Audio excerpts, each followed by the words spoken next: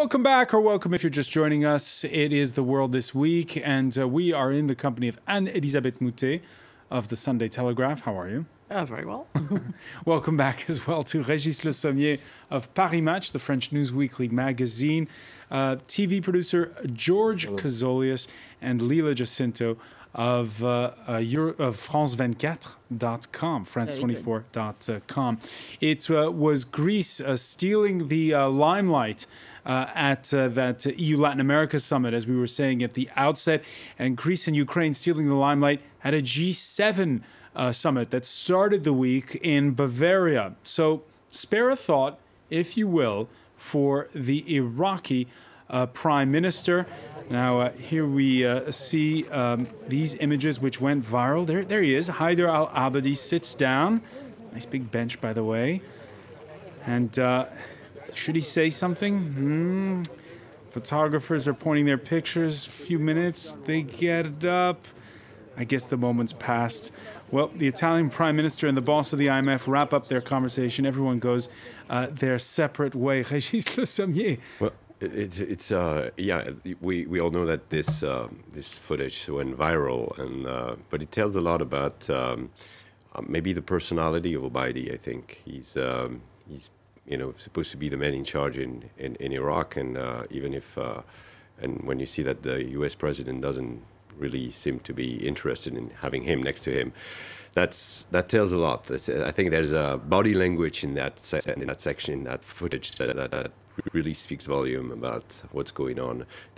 Not that I said, with this, that Obama is not interested about Iraq. He's obviously sending some troops over there and trying to make, but does he really want to get involved more? I don't know. I mean, I have doubt about the intention of the U.S. right now. All right. White House spokesperson, by the way, Josh Earnest, he suggested those who saw a snub were, quote, telegraphing some insecurities that date back to junior high. The same Josh Earnest. Oh, that's very grown up. That's very grown up. This White House has consistently ignored or misunderstood its partners. And I'm just back from talking about Asia at a conference, and apparently we all thought that there was no interest in Europe because he'd grown up in Asia. It might be an interesting thing to tilt the interest of the world towards the Pacific and Southeast Asia, but not true. There's apparently anger about the ignorance of what's going on in Southeast Asia about Obama, and he snubs about everyone that he encounters. And he can meet Christine Lagarde. Hang on, are you saying he knows less about foreign policy than his predecessor? I am actually, yes, saying that he knows less about foreign policy than his predecessor. You may disagree what his predecessor decided in foreign policy, but I am saying that he knew more than Obama in foreign policy. From the Cairo speech in 2009 to this and to other things, he has shown that there's a complete misunderstanding. The Southeast Asian nations are furious that he does not understand what's going on with China, and that the way to talk about things is that it's too muscular and not suited to Southeast Asia, and the way to talk to China isn't that. There's a feeling that the Middle East has been a hash, and possibly it's difficult to make more of a hash of the Middle East than predecessor, but certainly he's given it a good hard try. And many people on the ground say that giving a day for troop withdrawal was basically encouraging the insurgency in all of Iraq, and certainly in Europe there's a complete misunderstanding of what Europe is all about and a lack of interest. So we're getting slowly to the end of the Obama presidency, and he's already less popular than his predecessor in America, and nobody thought this would be possible. And he's also possibly less popular. That surprises me. Latest polls last week. What, less popular than George W. Bush? Less popular than George W. Bush. At this point of his then presidency, we're in negative ground here. No. Opinion polls, seriously. People dismiss opinion polls when they disagree with the I result. don't believe that, but at any rate, and George Bush knew nothing about foreign policy when he went into office. But he was eager to learn. Yes. Right, yes. but Huge difference. He was not a Harvard Don who thought that everything had been given to him by the grace of being to Harvard. Oh, please, Obama. He started reading during his presidency. Okay. All right. Anyway, that hasn't happened. Whether Obama is smarter than Bush has nothing to do, which he is, has nothing to do with You know the what debate George here. Orwell said about intellectuals? It takes an intellectual to believe something that's stupid, and he's an idiot savant. Well, the problem is, Colin Powell said, you break it, you own it. And the United States has basically broken everything they've touched, and I don't see how they can fix anything by getting more involved. And I don't think the Americans... Iraq can only be fixed by Iraqis. All right, that brings us back to the subject. Well, that's where we are, right? Of Iraq. And by the way, it wasn't Obama. It was Josh Earnest, his spokesman, who made those remarks about junior high. The same Josh Earnest who later in the week announced an extra 450 non-combat troops to back up the 3,000 U.S. military advisors already in Iraq. We also are seeking to more efficiently provide equipment and material to the Iraqi security forces and those fighters that are working in concert with Iraqi security forces. This will also allow the Abadi government to more effectively pursue their strategy to recruit Sunni tribal fighters into this effort. Helping those fighters that are working with Iraqi forces, I guess that's code for giving weapons and training directly to the tribal militias and not to the beleaguered government army. Right, and he mentioned Abadi, which ties into your first clip and what we were saying, which is, does Abadi have what it takes to fix Iraq? And he was here in Paris for a summit, and it was very obvious that the international coalition is very disappointed with him, and so are Iraqis on having a more inclusive atmosphere in his country. Ramadi has fallen. Mosul, we are nowhere near recapturing, and the Sunnis are on the periphery. And now we're going into a strategy where we're having mission creep. We're talking about new bases, which are essentially new targets, and we do not trust our partner in Iraq to manage what he obviously wants to do, but does not seem to be able to, as you said, he's not perceived as and has not shown the ability to draw the country together. So what we are doing by mission creeping into Iraq and everything that we have done in 2003 has created this scenario. What's the alternative? We have to take into consideration that it's not only about Ramadi and what's going on in the Anbar province right now. It's also about what's going on in the north of Syria. It's with the various groups fighting over there, and the alternative is financing or backing the Sunni tribes. It's just a bit like finding the moderate rebels in Syria. Yes. It's either a mediatic fantasy, or because this week, for the first time this week, the U.S. coalition Air Force helped Nusra against ISIS. So literally, that's subsequently, Al Qaeda becomes sort of moderate now, right? And of course they're playing the good rebel. We also the footage of Jolani explaining how he treats well the minority under his territory on Al Jazeera lately. But the Sunni tribes is the key. We all know that. We all know that the problem with Obaidi is Obaidi has the Shia militia with him. The Shia militia are efficient, but how are they going to behave once they're in Anbar, once they've conquered Ramadi? Is it going to be the same trick that they're going to pull that they did in Tikrit? Or are they going to behave, which, nobody thinks they will. They've named this operation. The operation was named Onward with Iraq, and then it was renamed Onward with Hussein. Making it more sectarian. So the problem is finding, for the U.S. and for the whole Western world right now, is either it is in Syria, or how do you fight ISIS efficiently? Do we really want to finish ISIS? Do we really want to find... So we only have bad solutions right now. No, you got to stop trying to overthrow Assad. We didn't have this problem until the West intervened in Syria and tried to overthrow Assad. Well, I agree with you. And the people they helped from the very beginning were Al Qaeda affiliates. Well, the West did not try to overthrow Assad. The West has been very happy not to get into Syria, which is why they didn't do in Syria what happened in Libya. It was a popular There would be no civil war. There would be no civil war in Syria today if it were not for the West. But seriously, Mubarak fell in Egypt. Tunisia, Ben Ali went down. Libya went down. and we could continue. Libya went down? No. Gaddafi went. NATO killed Gaddafi, and anybody who thinks that was not a mistake has not been listening. That was a huge but these mistake. were popular. These were popular prizes. Just about to pay the consequence for that We're back mistake. to talking about 2003 and the haunting specter of the overthrow of Saddam Hussein. One viewer saying 450 more U.S. soldiers being placed in harm's way, sent to a war with no plan on how to win. How do you spell mission creep? Régis Sommier, just one final point on this, because I know you covered the surge, which was when the United States worked with these Sunni tribes. That's right. Basically bankrolled them. Yes. And trained them. Yes. So at that time it worked, but there were broken promises afterwards. Can it work a second time? That's the problem. The key to ISIS' future lies there. It lies with the Sunni tribes. What happened the first time with the Petraeus plan and with other people, because there was not only Petraeus working on this, turning the tribe against Al-Qaeda is actually making those tribes believe that the U.S. was the strongest tribe. Like, they were replacing Saddam, actually. They were the key power broker, and they were going to protect them from the Shia militia, which had took power.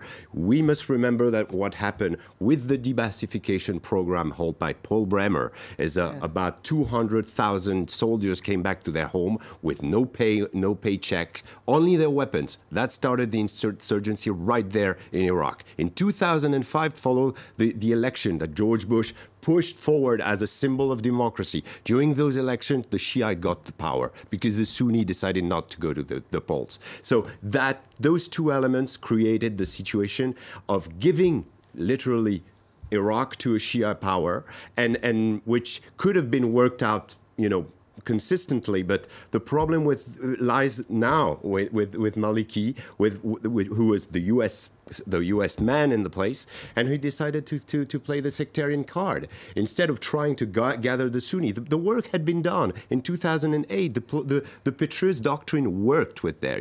The Sunni tribe decided they were allowed to keep their weapon, to have their security in their neighborhood. There were some money coming out, and Maliki decided not to follow that, and to ignore one final community. point on this, and there's a tweet from Alex. This time around, I hope the USA will fix the mistake it made, which fueled ISIS. Fix the mistake it made. George Kazoy's making the point earlier that it's up to the Iraqis to solve the problem. That viewer saying, no, it's up to the Americans to come back and fix the mistake. I think it's too late. I think in many ways it's absolutely too late. 450 men is not many men. I don't think there's the strength of commitment anyway. It's very true. The previous tweet was quite right, is that there's no clear definition of a mission. And these, again, it's a question of timing. There were things that you could do 6-7 years ago that you can't do today. So I don't know how it can be fixed. There's one element of hope, I think, yes, is how ISIS is going to handle its population. If ISIS goes the same way Al-Qaeda in Iraq did in 2008, the Sunni population will turn against them. As of now, they've done their best, threatening everybody. Now, yes, can they handle an administration? Can they behave as a state? They claim to be a state. They've issued some license for cars, for fishing, for everything. They believe. And we hear about the horrors. Can they actually manage that 8 million people? But we also know that in some areas in Syria and Iraq, people were actually not so displeased to see them coming in. We find them perfectly horrible. Every time there's a Sunni population in Iraq, they're pleased to have ISIS because ISIS is their protector. As Al-Qaeda was their protector. But they don't have the Shiites but they do not have the training. Same thing in Syria. Every time they are Shia, but the community, people who they get a hold on it. And one do this very well, Hezbollah, and are they as able as Hezbollah to run a state? And I don't think they are. And one fundamental mistake which we are making, and we are being spun, is that ISIS can be crushed. Constantly coming out of Washington, was like how durable it is. It is very durable. They have managed. They have a strategy that is incredibly focused and well thought of. You think they're talking about two different groups when you hear what's coming out of Washington, that this can be handled. ISIS has got its act together. It's here for the long term. Yes, maybe the population will be unhappy with it, but what sort of revolt will, this is a very long-term problem, and we have to have strategies that, I don't know, I think for some years from now, we would probably be talking about negotiating with ISIS. No, please. Yeah, well, we'll see. My In any word. case, for now, speaking of negotiations, we're going to cross the border, go into Turkey, where there's negotiating going on to form a coalition government. Some calling it the end of an era, perhaps the beginning of the end of Erdogan even. Turkey's president suffering his first electoral setback since coming to power in 2002. Now, for 4 days, after a general election where his AKP failed to garner a supermajority, Recep Tayep Erdogan stayed silent. A silence broken on Thursday. All parties should leave their egos aside and form a new government as soon as possible within the constitutional process. And this process should continue with an understanding that continuity is a must for the state. Has he been humbled?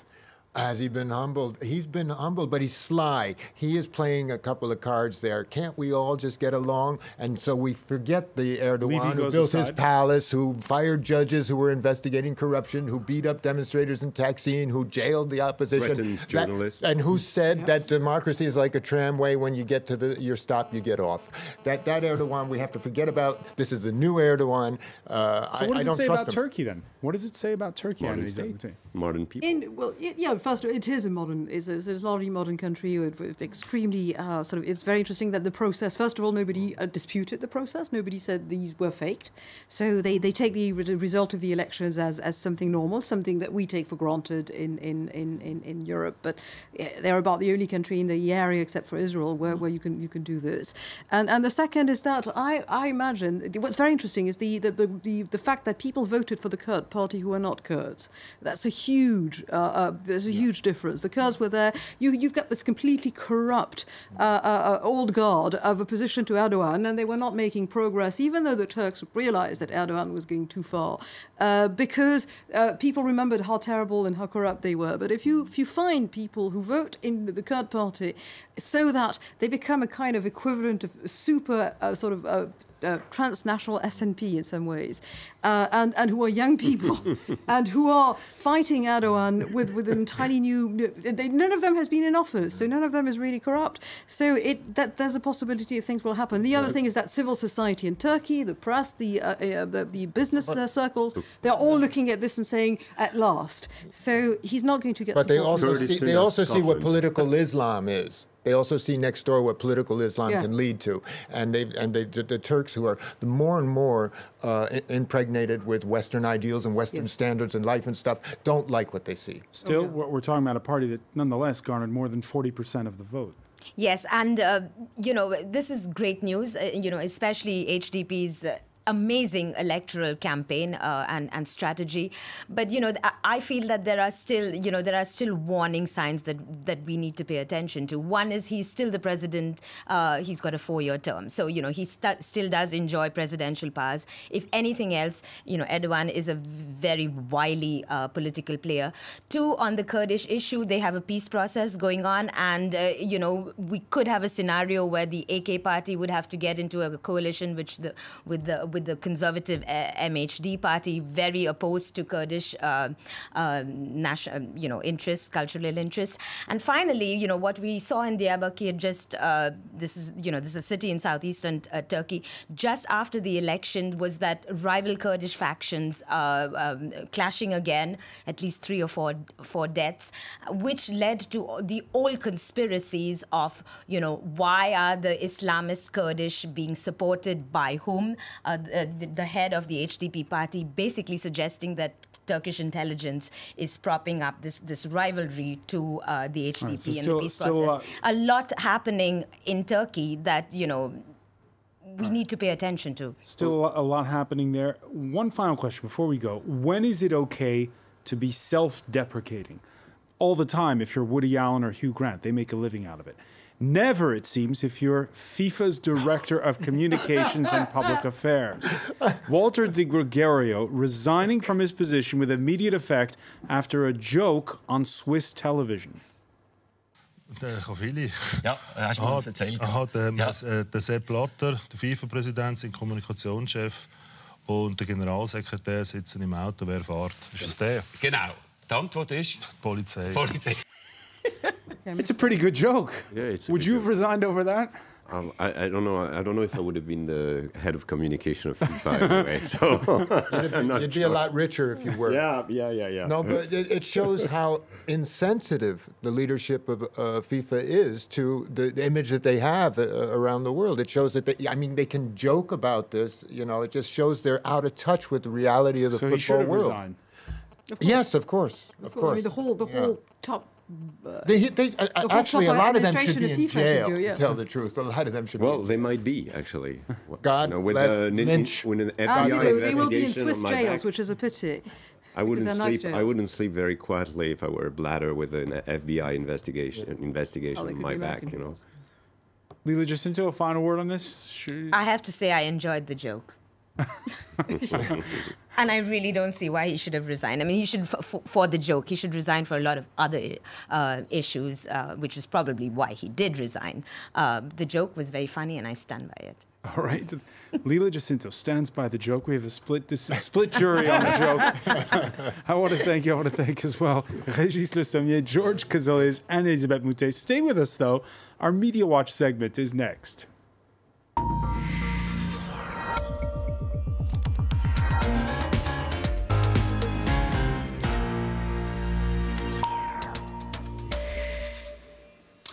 And we say hello to Emma James. Emma, you're following another of our big stories, which is Dominique Strauss-Kahn cleared a second time in court, this time not in New York City, but in the northern French city of Lille. He took part in sex parties, but he was cleared of accessory to a prostitution ring. I know in the newsroom there was a bit of chatter over legal terms of how do you translate them, because there was also talk about it, calling it aggravated pimping. I know, which is a really strange term. You kind of have an image of him with one of those big sticks and a big drink in one hand and, driving one of those big sort of Humvee vehicles or something, which is normally what you think of when you think of pimping. But aggravated pimping is indeed, I think, the accepted term for what he was accused of. Basically, he was accused of procuring prostitutes for these sex parties that they had at hotels, including Lille, the Carlton in Lille. And obviously that is what he's now been cleared of, because the court decided there was no proof that he knew these women were prostitutes. In fact, some of them actually gave evidence saying, we never mentioned it to him. So his idea was that these were just sexually liberated women who were happy to go along with what was happening. And of course, this is the kind of story that really is dream material for cartoonists. There are a great many that I can't show you. I've edited out some of the most. It's a family show, Emma. I know. I'm doing my best. This one's perhaps a little near the knuckle. But under the heading DSK relaxé, which means acquitted, Hervé Baudry says that's the party. He's got a rather strategically placed party horn there attached. That's about as clean as I could get it, really. Oh, that's it. Elsewhere, we've got people joking about there's going to be a mega sex party at the Carlton tonight with a photograph of him. This image is an old one, but has been doing the rounds a lot today. You're about to understand why. According to this Twitter user, the first thing that DSK said when he was cleared was, prepare yourselves, I'm about to go out again. And this is the image. Now, that one is being recreated everywhere with many different phrases. It's not a flattering photograph, but it really shows how the mighty have fallen, because this is now how we see DSK. He is kind of the punchline for the joke. This Twitter user says, DSK now available for FIFA, Twitter, whatever. There's another Twitter user who thinks that perhaps his acquittal had something to do with the Je suis DSK campaign. You might not have heard of it. It wasn't particularly well known, but let's take a listen to the spoof video in support of Dominique Strauss-Kahn. I had to do something to show my solidarity, to make my case for how we should live in a free society and be allowed to do what we want, express ourselves, even if it offends people. We have the right to be offensive. Up in a criminal court, be torn apart like a fat, randy butterfly on a wheel. So there you go, fat randy butterfly is how he was depicted in that particular video. Well, joking aside, though, and we were talking about it earlier, on a more serious note, it really has opened in this country a discussion about, he's cleared of wrongdoing, but about predatorial behavior on the part of men. Absolutely, because I think it's fair to say that for one man's libertine, that's another man's sexual adventurer, and that's another man's sexual predator. And that's really where the grey area lies with this, because DSK says that he wasn't on trial for deviant sexual behaviour, but, which is probably just as well, I can hear giggling to my left, because had he been, of course, you know, that he would have been found guilty, because by the norms of kind of society, what he was doing was way over and above that. This Twitter user has retweeted today part of an article that formed the coverage of the trial itself when it was going on in February. And she says, a jaw-dropping insight into DSK's arrogance and sense of entitlement. If it weren't so awful, it would be funny. Now, he talks about the fact he denies he had an uncontrolled obsession with sex parties. He said he only went to 12 in 3 years. I had other things to do, he said. Like running the IMF. Exactly, saving the world, if you like. Mashable also highlights one of the quotes from the trial. And they said that it hinged on those sex parties that took place in the midst of the global financial crisis, events Strauss-Kahn described as much-needed recreational sessions. And that really is at the heart of all this, the way that he saw these events and also the way he saw women, because we were given an insight into him, even further into his mind, when we heard from him the actual text messages that he sent, where he referred to women as material and equipment. And it's those kind of things that really have made people sit up and say, what's going on here in France? Should we be looking at the way in which we're handling these things and the way that we look at women? All right, France, perhaps a different place after these scandals. I want to thank you, Emma James. I want to thank our panel once again. Thank you for being with us here for The World.